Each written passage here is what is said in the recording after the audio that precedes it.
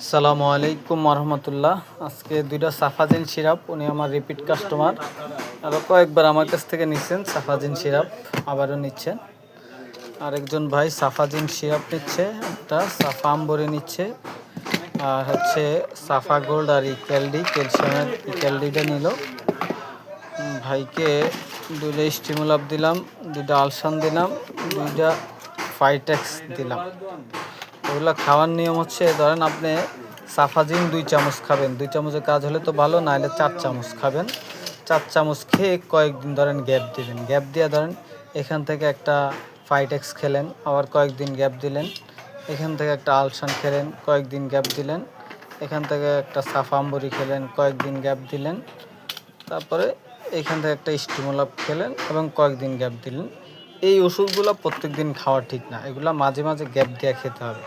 হ্যাঁ, আস্তে আস্তে গ্যাপিংটা বাড়াই দিল। ধরুন প্রথমে আপনি 4-5 দিন পরে একদিন খাবেন, 1 সপ্তাহ পরে আবার একদিন খাবেন, আবার 10 দিন পরে একদিন, 12 দিন পরে, এইভাবে আস্তে আস্তে গ্যাপিংটা বাড়াবেন।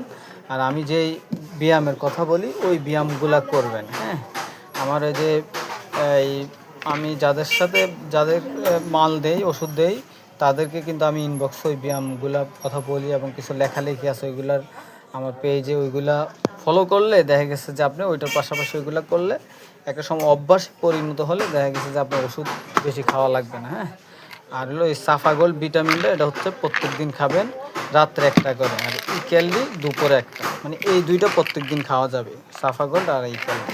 আর এগুলো হচ্ছে মাঝে মাঝে, হ্যাঁ, সবগুলো একসাথে খাওয়া যাবে না। আর যাদের বেশি সমস্যা তারা আমরা বলি সাফা আম্বরি সকালে একটা রাত্রে একটা খেতে পারবে, তবে এটা প্রত্যেক দিন খেতে পারবে না। মানে প্রথম কয়েকদিন এইভাবে খাবে, যখন তার ইমপ্রুভ হবে তখন সে আস্তে আস্তে কমায় দিবে। ঠিক আছে? তো যারা নিতে চান, সারা বাংলাদেশে আমরা ক্যাশ অন ডেলিভারিতে মাল পাঠাই। হ্যাঁ, হোম ডেলিভারিতে আগে কোনো টাকা নেই না। ঠিক আছে? নিতে চাইলে নাম, ঠিকানা, মোবাইল নাম্বার দিয়ে দিবেন, ইনশাল্লাহ পাঠাই দেবো।